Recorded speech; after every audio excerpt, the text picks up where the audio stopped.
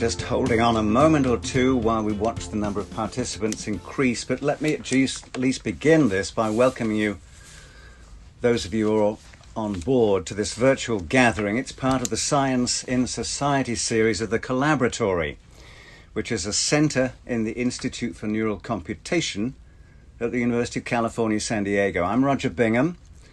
I'm the director of the Science Network, and I direct the Collaboratory, where science gets cultured and the culture gets science.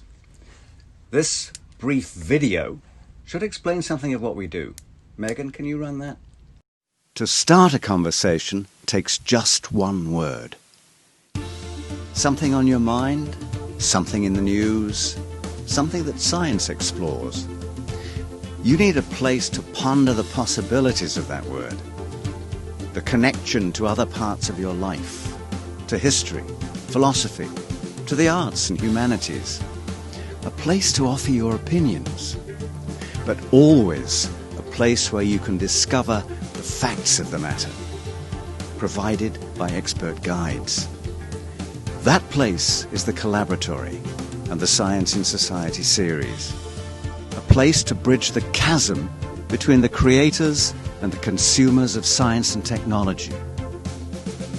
It begins with a public gathering, followed by student collaborators engaging the guides and imagining tomorrow's world. The first word is conscience. Your guides are Patricia Churchland and Rees Montague.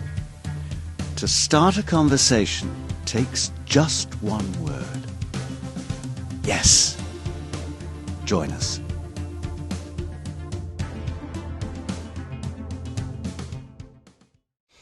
So in just one word, the first one, as you saw, was conscience. And the second one we did actually was called loneliness, which we did as a live gathering of all the lonely people. Where do they all come from? And they came from all over. They overfilled the room. They were excited.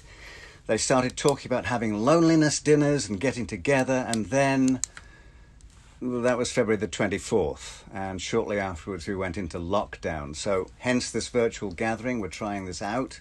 We're very grateful for you to join us. A couple of brief thoughts before I hand over to the participants.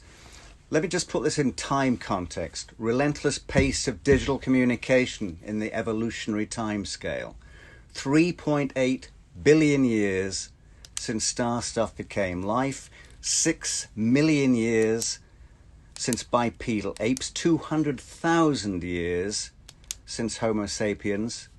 2,500 years since Plato and the Buddha, 200 years since the beginning of a series of technological and industrial revolutions, 21 years since Google, 16 since Facebook, 14 since Twitter, 10 since Instagram.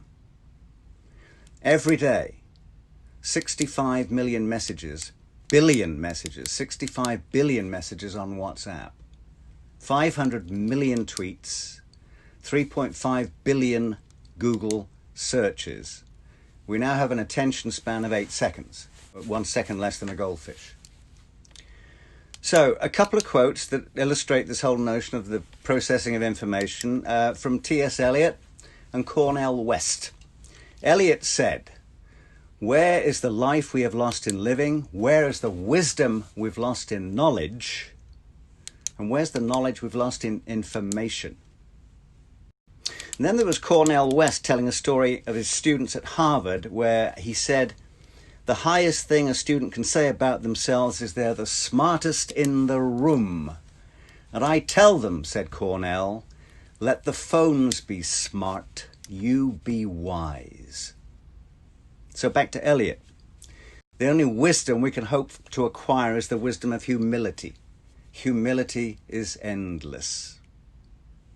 The Science in Society series was designed in all humility to create public gatherings and follow up student gatherings to explore these ideas, not simply interdisciplinary but omnidisciplinary, using a polymathic protocol. Sages and students trading wisdom and learning together. There's a kind of a phrase du jour out there just now, the new normal. I think it could be argued that there is no new normal. If anything, the new normal is flux.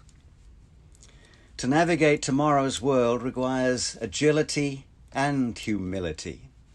And I suspect that fragility drives agility.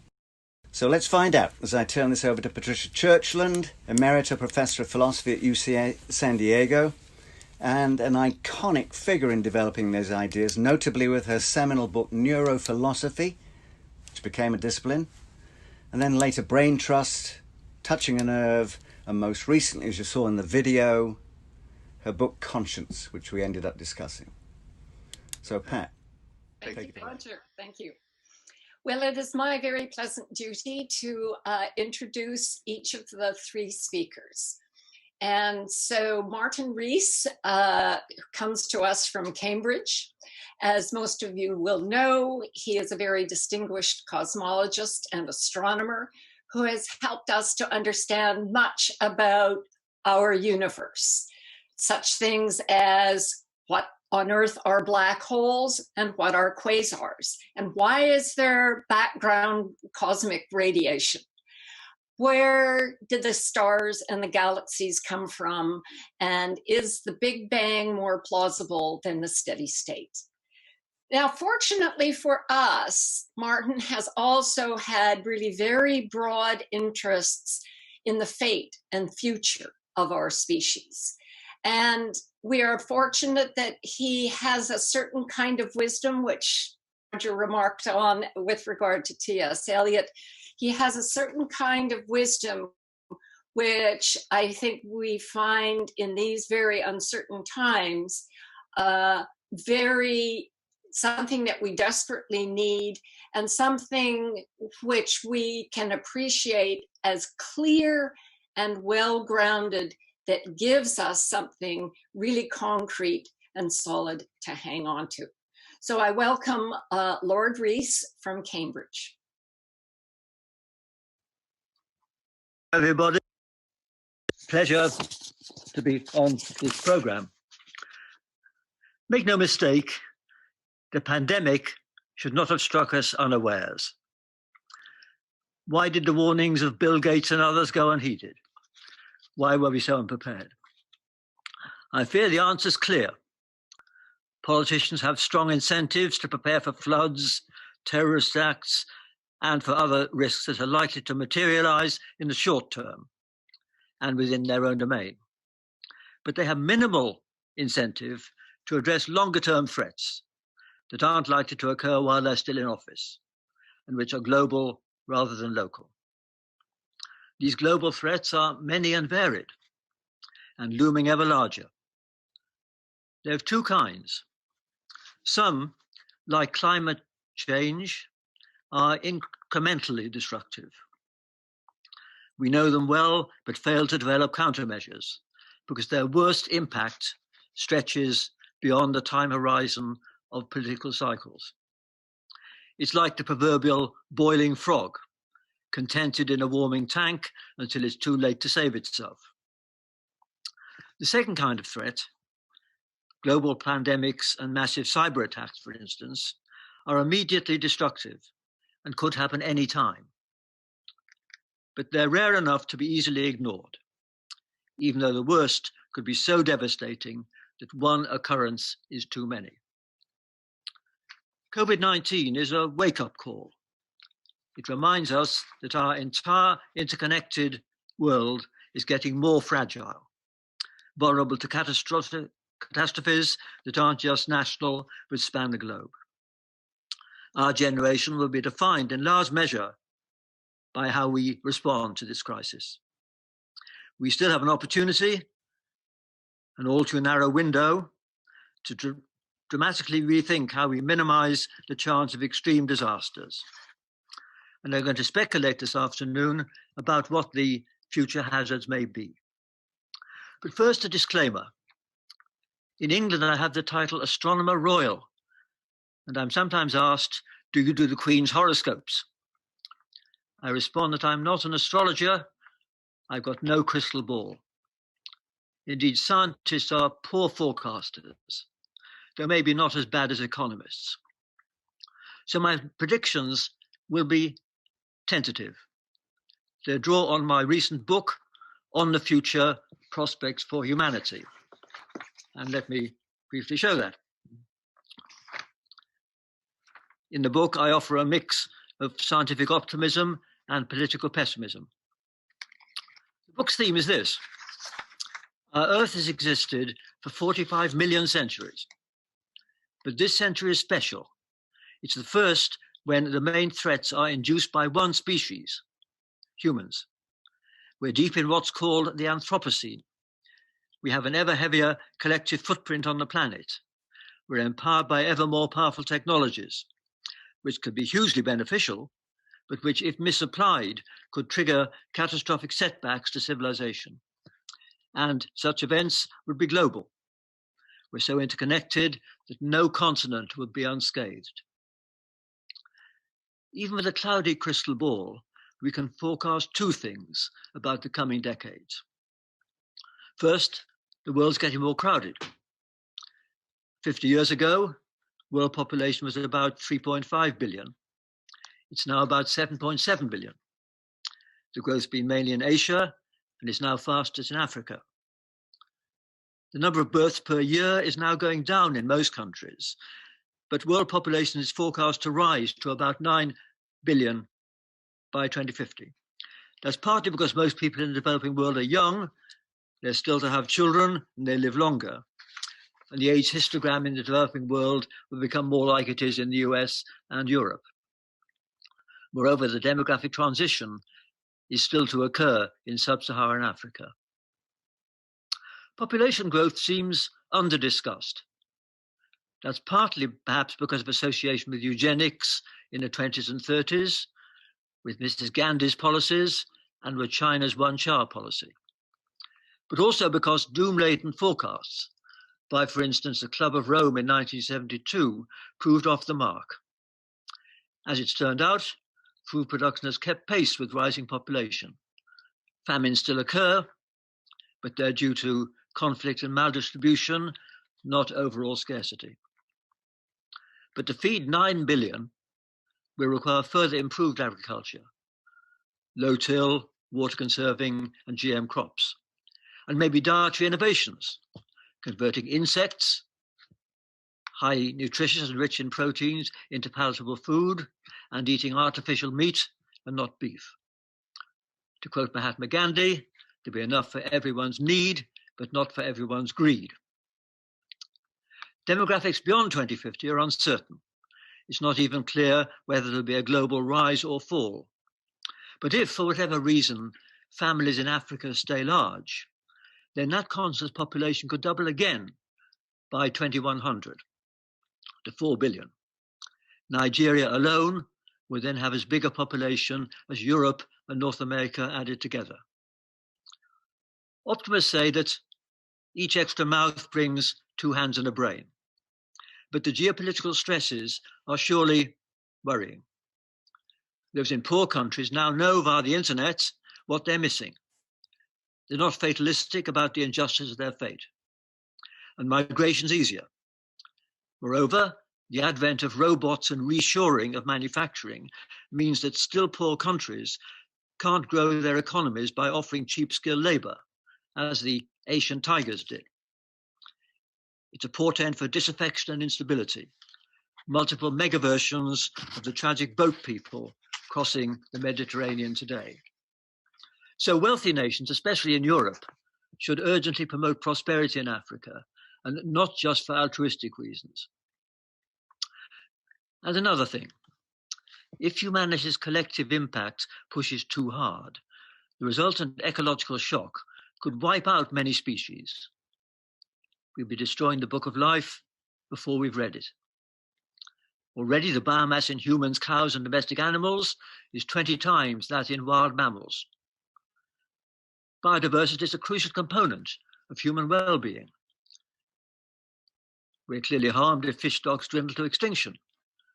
Plants in a rainforest may have a gene pool useful to us. Insects are crucial for the food chain and fertilization. But for many environmentalists, preserving the richness of our biosphere has value in its own right. To quote E.O. Wilson, mass extinction is the sin that future generations will least forgive us for. Moreover, these pressures are all aggravated by anthropogenic climate change, an issue which is not under-discussed, though still under-acted upon. Under business-as-usual scenarios, we can't rule out later this century really catastrophic warming and tipping points triggering long-term trends like the melting of Greenland's ice cap. But even those who accept these scenarios from the IPCC have diverse views on the policy response. Let me expand on this.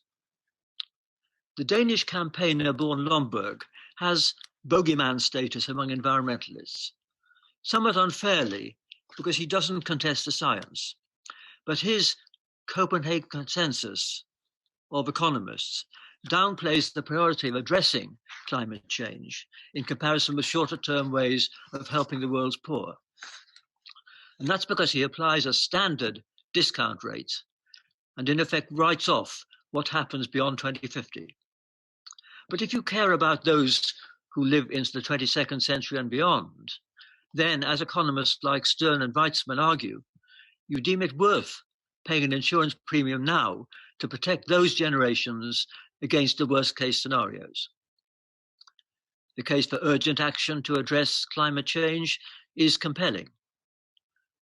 But unless there's a clamour from voters, governments won't properly prioritise measures crucial for future generations. So scientists must enhance their leverage by involvement with NGOs, by blogging and journalism, and by enlisting charismatic individuals and the media to amplify their voice and change the public mindset. Two recent instances. The papal encyclical Laudato Si had a worldwide influence in the lead up to the Paris Climate Conference in 2015. There's no gainsaying the Church's global reach, its long-term vision, and its concern for the world's poor. And in my home country, the UK, I doubt that our government would have introduced legislation to limit non-degradable plastic waste had it not been for the BBC's Blue Planet programme fronted by our secular Pope, David Attenborough, especially the images of albatrosses returning to their nest and regurgitating plastic debris, potentially as iconic an image as the polar bear on the melting ice floe has been for climate campaigns. Climate change is potentially a sort of global fever which somewhat resembles a slow motion version of COVID-19.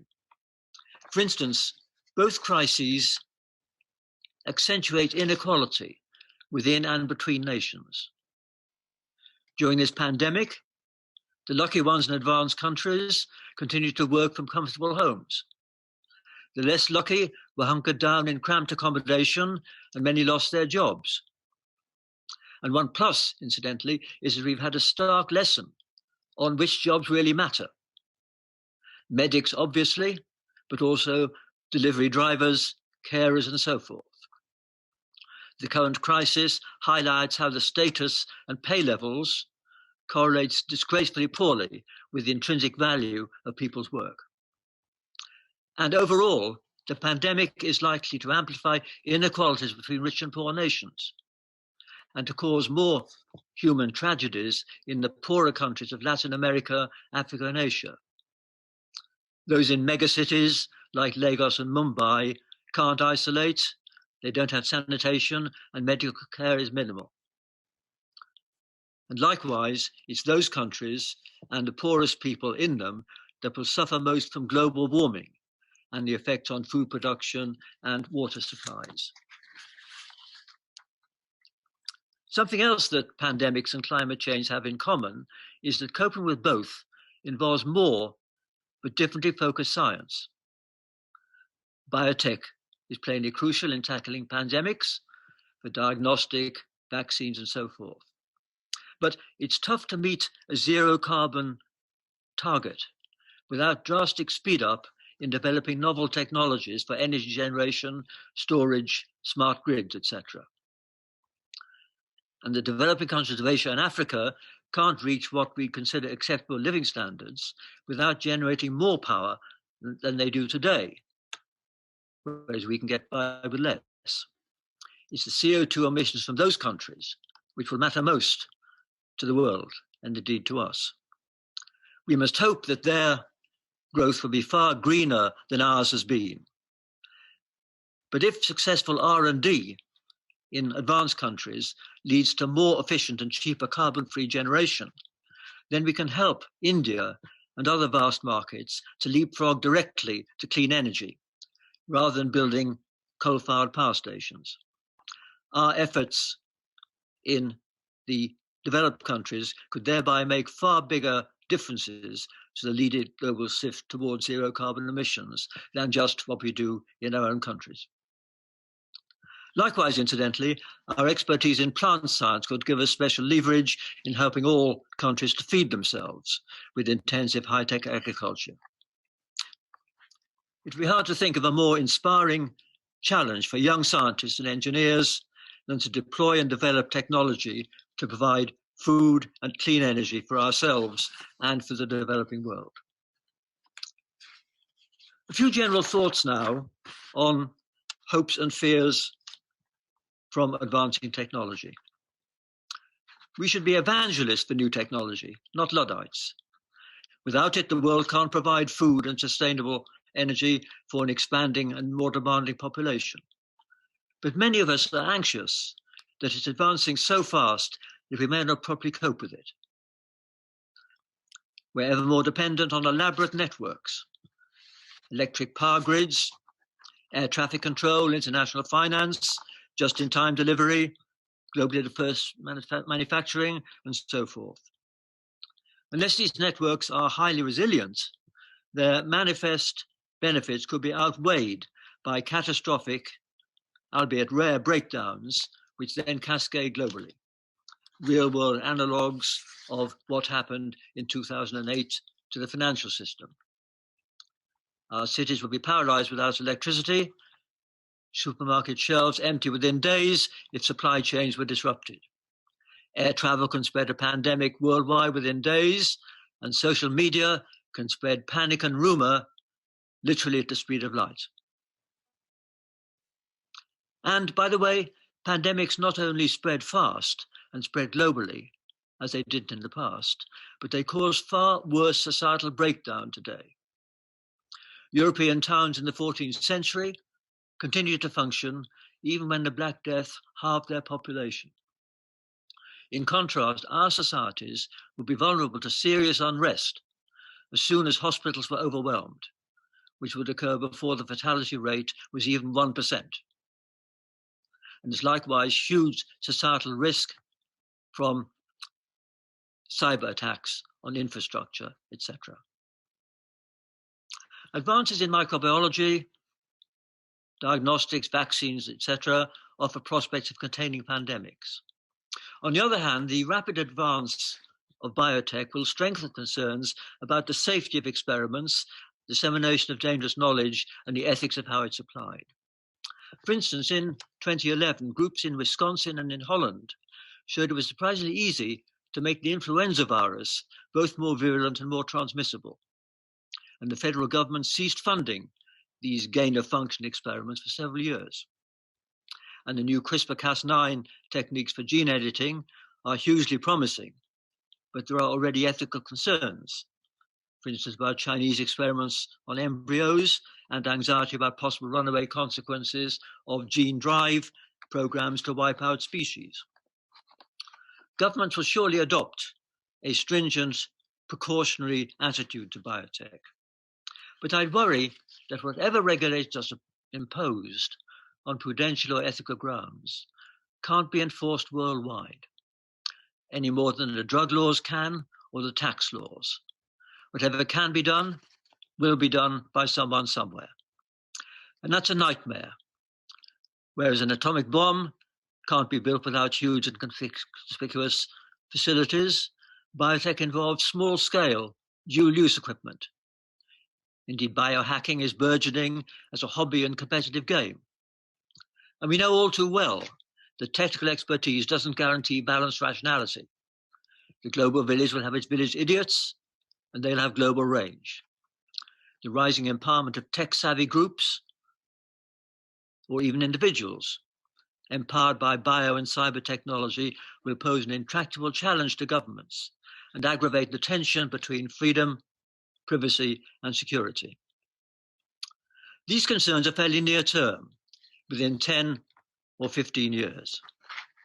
Looking to mid-century, we might expect two things. First, a better understanding of the combination of genes that determines key characteristics of humans and animals, and the abilities to synthesize genomes that match these features. If it becomes possible to, as it were, play God on the kitchen table, our ecology and even our species may not long survive unscathed. And if I can venture a futuristic footnote, it's surely credible on a timescale of centuries that human mentality and physique may become malleable by genetic and cyborg technology. This secular intelligent design will change us far faster than Darwinian evolution did. And that's a game changer. When we admire the literature and artifacts surviving from antiquity, we feel an affinity across a time gulf of thousands of years with those ancient artists and their civilizations. But we can have zero confidence that the dominant intelligences a few centuries hence will have any emotional resonance with us, even though they may have an algorithmic understanding of how we behaved. Let me conclude by focusing back closer to the here and now. What can we do? What should we do? My book emphasizes how our society is brittle, interconnected, and vulnerable, becoming ever more fragile. We fret unduly about small risks, air crashes, carcinogens in food, low radiation doses, etc. But we're in denial about some newly emergent threats that could. Some are environmental, the pressures of a growing and more demanding population. Others are potential downsides of new technologies. And the wise mantra is, the unfamiliar is not the same as the improbable. And of course, most of the challenges are global. Coping with the pandemic is plainly a global challenge. And the threats of potential shortages of food, water, and natural resources, and transitioning to low carbon energy can't be solved by each nation separately. Nor can the regulation of threatening innovations, especially those spearheaded by globe-spanning commercial conglomerates. Indeed, the key issue is whether in a new world order, nations need to give up more sovereignty to new organizations along the lines of the IAEA, the World Health Organization, etc. Scientists have an obligation to promote beneficial applications of their work and to warn against the downsides. Universities can use their staff's expertise and convening power to assess which of these scary scenarios and echo threats or risks from misapplied technologies can be dismissed as science fiction and how best to avoid the serious ones. Politicians focus on immediate threats like COVID-19, but they won't prioritize the global and long-term measures needed to deal with climate and biodiversity threats, unless the press and their inboxes keep these high on their agenda.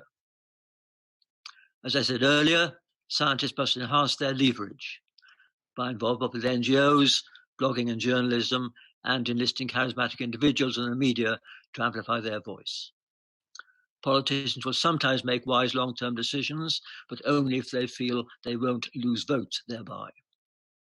And it's encouraging to witness more activists, especially among the young, who can hope to live to the end of the century. Their campaigning is welcome. Their commitment gives ground for hope. Spaceship Earth is hurtling through the void. Its passengers are anxious and fractious. The life support system is vulnerable to disruption and breakdowns, but there's too little planning, too little horizon scanning. We need to think globally. We need to think rationally. We need to think long-term, empowered by 21st century science, but guided by values that science alone can't provide. Thank you very much for listening. Thank you so much, Martin Rees. And in particular, thank you for being so forthright, for getting us into a mindset where we can both face these things, but not be so overwhelmed by the impending disaster that we give up. So many, many thanks for a very, very wise discussion. I must now turn to John Doyle. John Doyle is a bioengineer at California Institute of Technology, otherwise known as Caltech. John Doyle works on dynamical systems and control in dynamical systems. So he's interested in such things as the trade-off between speed and accuracy, or between robustness and efficiency.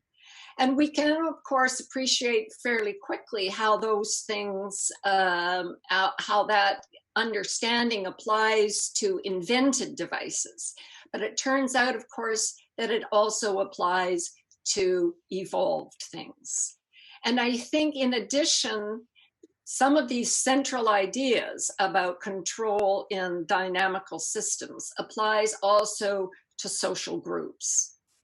And it will help us understand something about the kinds of choices that we need to make. As Martin Rees said, we can't sacrifice concern for the long term by focusing narrowly on the short term, for example. And yet we all have a tendency to do that because it's upfront. So, John, if you are ready, I will hand the microphone and the space to you. Okay. Can everybody see that?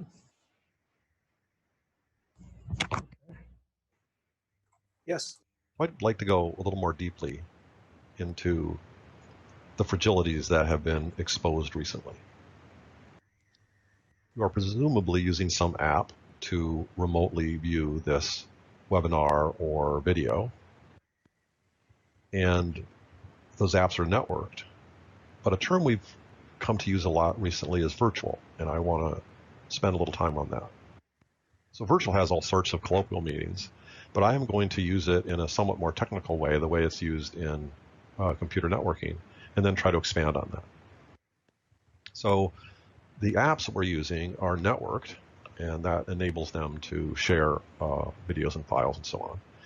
But the apps themselves are quite diverse. There's a lot of different ones. And they're swappable in the sense that we can get them from others and then network them. So in this context, what does virtual mean? So one aspect of virtual is that the apps are not directly connected to each other. They're connected via an operating system, as shown here. That operating system is also networked, but it is not swappable and not very diverse. So we would say the applications are connected virtually. But of course the OSs are also software, and they're sitting on top of a physical hardware, and there are physical connections there. So these connections are virtual, and then we do have real physical connections. And then the physical hardware is also networked, and it's moderately swappable and moderately diverse. So the applications are in a virtual network, but the supporting infrastructure of software and hardware is virtualized in the sense that when you're using the applications, you don't see those details. You do see some aspects of the hardware, for example, the keyboard and the screen, but all of the complexity of that hardware, the processors and the memory and so on, are all hidden and virtualized, as is the operating system. This is no accident, because virtualization and layering are what makes it possible for the apps to be networked and be so swappable and diverse. So when we aren't in a network, when we're just on our machine, we're also using virtualization. We see some, again, bits of the hardware, but most of the hardware is hidden, and all of the operating system is hidden. And that's what we're calling virtualization. And if there's a user, they are also doing a lot that's automatic and unconscious. So you could think of that as an aspect of virtualization within humans. But when you're connected to a network, then essentially all of the resources of that network then become virtual from the point of view of the user. So we call this a diversity hourglass, in that you have diverse and swappable apps sitting on top of moderately diverse and swappable hardware, and in the middle, a not diverse and not swappable operating system. An important concept is that of law or trade-off, in this case between speed and accuracy. Ideally, every one of your parts would be fast, accurate, and flexible, but unfortunately, none of the individual parts are. For example, if you want maximum speed, then you'd ideally like a function to be implemented in special purpose hardware. But it's the software that gives you the flexibility at some expense in speed. Of course, software can't run by itself. It needs to be run on hardware, and in this case, that's virtualized by an operating system. But what you can do is create a diversity-enabled sweet spot. What that means is, if you do everything in just the right place, you can get all the flexibility and accuracy of software, but with speed that's nearly that of hardware. And that's a diversity-enabled sweet spot. The diversity of the different layers doesn't by itself create the sweet spot, but it makes it possible to. And that's why we call it a diversity-enabled sweet spot.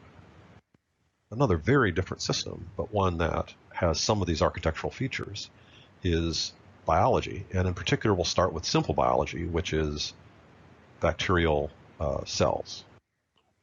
So these also have a diversity hourglass with diverse and swappable genes sitting on top of diverse and swappable proteins with a operating system that is not at all diverse and swappable. The operating system here is the transcription and translation protocols and associated machinery. And this is networked, but not at all swappable and not at all diverse. It is possible to have hardware-only biology. Some eukaryotes, internally differentiated cells like red blood cells, jettison the genes and jettison the genetic material and the transcription and translation machinery and have just protein networks. And this is fast and very efficient, but you lose a lot of flexibility. So these are very specific functions that are done by these cells. Now, the control of biology in the bacterial cell is also done most fast and most efficient in proteins. Allows this diversity-enabled sweet spot by which you can turn on different genes, create different proteins, so that you can be nearly as fast as having just all proteins with the flexibility of genes. And this flexibility is used in all sorts of processes. For example, horizontal gene transfer in bacteria, sexual recombination in higher organisms, selective breeding takes advantage of this, and genetic engineering does as well. A side effect is that horizontal gene transfer can be used by bacteria to swap around antibiotic resistance, which is great for the bacteria, but bad for us. Also, this swappability means that viral genes can also be swapped in and hijack this. So we have these two extremely different systems that nevertheless share a lot of architectural features, which we're highlighting here. And they both use virtualization in the sense that from the perspective of the genes or the perspective of the apps, a lot of the details are hidden in the operating system, and so you don't see all the hardware details. And this creates diversity-enabled sweet spots in both systems. So all of these mechanisms are facilitated by this virtualization. Another example, again, very different, is layered language. And again, we're going to take a pretty superficial view of this. But here the idea is that we have very diverse memes that we're swapping all the time. And we have diverse sounds that we can make with our vocal hardware. And then we have an operating system sitting in the middle, which we can sort of think of as including grammar and a few other things. And it has to be shared. If we don't have a shared language, then we can't talk to each other, even if we have common hardware, and even if we have common ideas. If we don't have a shared language, a shared operating system, then we can't create this diversity-enabled sweet spot. So right now, we're doing horizontal transfer of memes, things like architecture and speed accuracy trade-offs and diversity-enabled sweet spots and laws and layers and so on. And so we're able to do that using English because presumably everyone here is knowledgeable in English. Now, language has a layered architecture. Again, I'm grossly oversimplifying it, but the idea is that we could explicitly look at the grammar of this sentence and graph it out in detail and analyze it. But of course, that's not what we actually do when we're speaking and listening. This is all, again, virtualized, unconscious, and automatic. So the shared OS that enables horizontal transfer greatly accelerates evolvability, both in biology and in our technologies and in culture and society. All of these leverage the shared operating systems and the fact that horizontal transfer is enabled by them to create diversity-enabled sweet spots. So let's kind of summarize a bit of what we've learned about architecture in this way. So first of all, we tend to use the word law quite loosely to say all the constraints from wherever they come that constrain what it's possible to build out of the available components. In this case, we're saying some of our components are hardware, some of our components are software. One aspect of architecture is then to be able to build a variety of components that are allowed by the law. And finally, the aspect of virtualization is that you can create a sweet spot, and that's another element of architecture. And notice that it's a diversity-enabled sweet spot. The diversity by itself doesn't create the sweet spot. It creates the possibility. But then if you use virtualization, you can create this diversity-enabled sweet spot. So this is great. These systems are so successful that they have all completely taken over the world. But what can go wrong? So we've seen that this horizontal transfer enables all this evolvability in these three systems. But this universality is exploited by viruses. Now, predators don't care about architecture. They can destroy it and just consume the hardware building blocks. But parasites hijack architectures. So what they do is they leave much of the architecture intact and hijack it for their own purposes. So here are the top 40 human infectious diseases. They're all familiar, presumably, to you, and they have incredibly diverse symptoms and incredibly diverse pathogens. Of course, we now have a new one to add to the list. So all of these hijack our physiology in our machinery and to reproduce. The swappability of our computer systems and the software there allows for a type of software that's called malware. And there's, again, a huge diversity of it, and it threatens everything we do that involves cyber infrastructure. We also have memes that are quite popular and very dangerous. And here's a somewhat whimsical list of possibilities. Social media has proved to be particularly vulnerable to hijacking, and it combines both apps and memes. So what else can go wrong? So one of the things we'd like to look at is broader aspects of this architecture of fragility, and particularly motivated by systemic racism. So we could ask, from this perspective, what does our legal and justice system look like? What is its architecture? And a starting point in trying to understand what the architecture is, say, oh, what's the hardware? Well, the hardware seems to be police, the corrections institutions, parole boards, and so on. So I'm going to superficially say, let's look at this architecture where we say the police are the fast local response. The courts are slower and hopefully more accurate. And then finally, the legislature writes the code, and hopefully it is also even more accurate and more flexible, but obviously slower.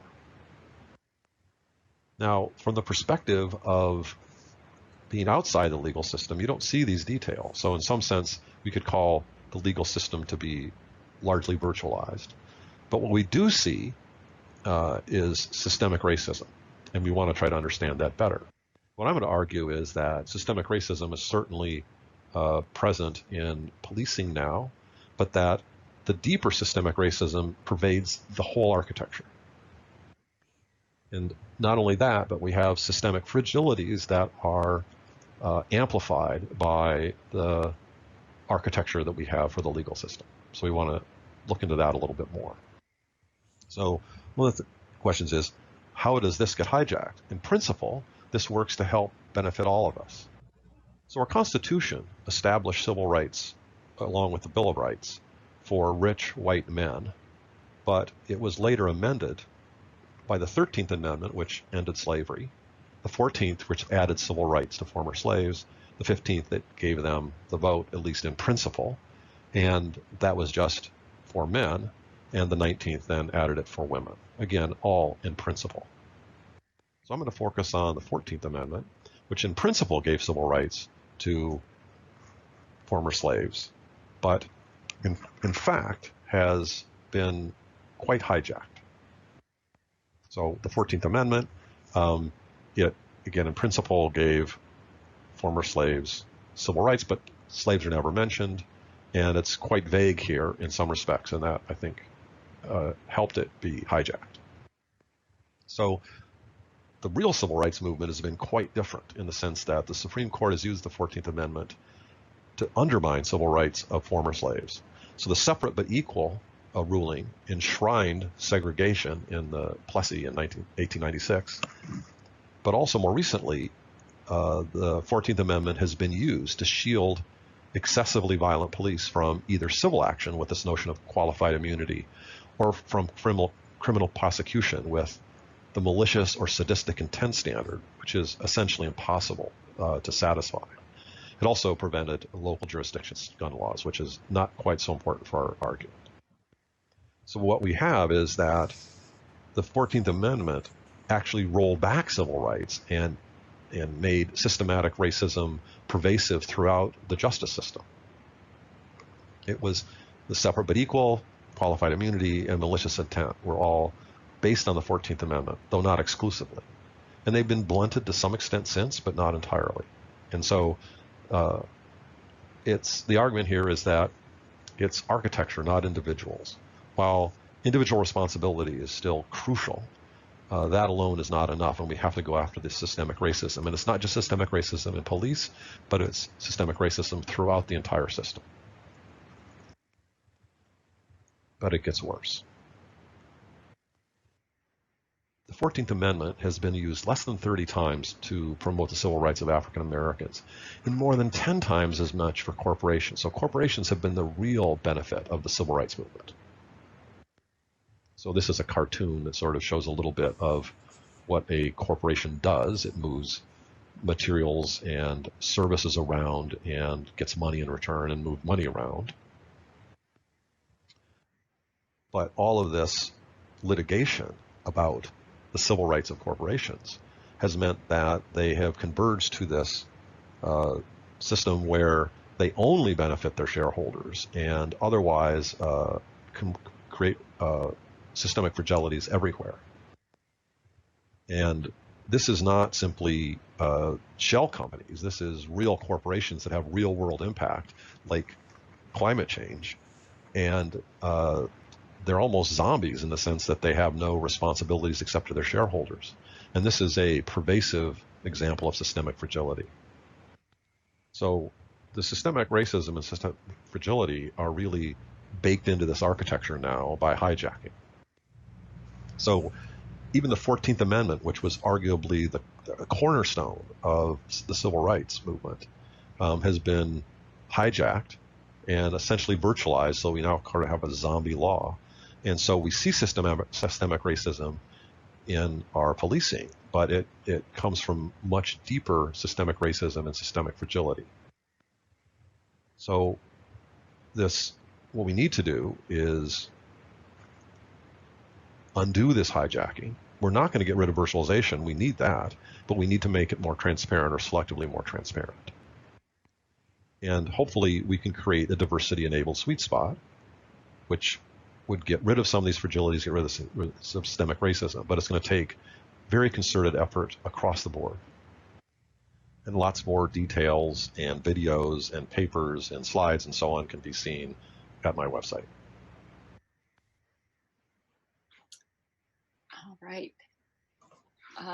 Thank you so much for that perspective, John. It's, I think, really refreshing to see a sort of take on things that is is not just the standard one that you get from the New York Times. I think that's really brilliant. I should perhaps just take a moment also to say that in Zoom there is an icon for questions and answers. And for those of you who wish to ask a question, if you could click on that and then go ahead and write your question. And our next speaker is going to go through those questions and try to make them concise and clear if that's what they need. And then open it up to others to address those questions. So Terry Sejnowski is our next, excuse me, Terry Sejnowski is our next speaker. As many of you know, Terry heads up the computational neuroscience lab at the Salk Institute here in San Diego. He has written a book called The Deep Learning Revolution. And it's a very special book because it's not just about other people and what they did, but because Terry, along with Jeff Hinton in particular, were major players in this deep learning revolution. It's a wonderfully clear and really informative book. And like our other speakers, Terry thinks beyond the confines of the particular research that's being done in his lab to address the wider questions that are of great concern to us as social beings, as beings who are dependent on one another, who have connections to one another. And so Terry, I'm going to turn this over to you now, and I know that you will also be the one to look at the questions as they are submitted on the question and answer icon. Okay, can you hear me? Good. So I want to thank the two previous speakers for just setting up a wonderful discussion that we're about to have. Martin has given us a penetrating look at fragilities on timescales ranging from years to centuries. The risks are existential, and by that I mean our existence is threatened. John has given us a peek into the how large-scale complex systems, both biological and engineered, are organized, and how fragilities arise in them. So, so we would like now to take a closer look at where we are and where we should go. I mean, what can we expect over the next 5 to 10 years, first of all, as a consequence of COVID? It's something that's in everybody's mind right now. But I think on an even larger time scale, what can we do about problems like climate change and changes in our society? These are, they take generations to change, and it's not going to happen in the next few years or even the next few decades. But to get a few hints, I want to give you one example, and this is something that occurred during World War II. This is back in the 1940s. And in all previous wars, the majority of deaths were not from battlefield injuries, they were from infectious diseases that were consequences of those injuries, or just malaria, depending on where in the world the war was taking place. And World War II was different because of penicillin. But the problem was that it was very difficult to produce it, to mass produce it. And so all the leading pharmaceutical firms, the Mercks, the Squibbs, and the Pfizers, pooled their resources, their research, their technology, in order to mass produce enough doses so that on D-Day in 1944, there was enough penicillin to treat 40,000 troops. And as a consequence, there were many, many fewer deaths than there otherwise would have been. Now, what was interesting is that the same thing is happening now. We can see all of the pharmas are getting together to try to mass produce vaccines. It's going to be a monumental effort. It's going to require all in that and it's not just the manufacturers and the pharma, it's the scientists who are now banding together and trying to pool their knowledge. So this is a global effort, and it's very rare that that happens, because otherwise these companies compete and scientists like to get credit for what they're doing in their own lab. Now, there was another knock-on, which had to do with what happened after the war. And this is even more remarkable because of the fact that there was so much exchange. I mean, you know, these are, in John's words, memes, but also, you know, knowledge. That there was an incredible burgeoning of innovation in the world of medical discoveries, and it you know, it opens a possibility that maybe one of the consequences of what's going on today is that the medical system and the way that the corporations work will have, in some deep sense, will have changed. There's, you know, we're having this remote meeting. I can tell you that having my Zoom lectures this quarter has been eye-opening in the sense that it's completely different and it has different strengths and weaknesses. But what we're experiencing right now is the Model T of what is going to be available 10 years from now because of virtual reality and augmented reality. It'll be 100 times, 1,000 times more interactive. And so we're living through this period where this technology is coming online, and what's happening right now is it's being accelerated. Something that would have taken a couple of decades has occurred literally within a few months in terms of giving classes. So this is something, and meetings that are now virtualized. So I am the president of a foundation, the Neural Information Processing Systems Foundation, that last year held a meeting in Vancouver for 13,000 people, physical meeting. This is the premier meeting in machine learning and artificial intelligence. Well, this year it's going to be virtual. And as a consequence, we're expecting probably 2 or 3 times as many people to tune in because of the fact that it doesn't matter where you are in the world, you can participate.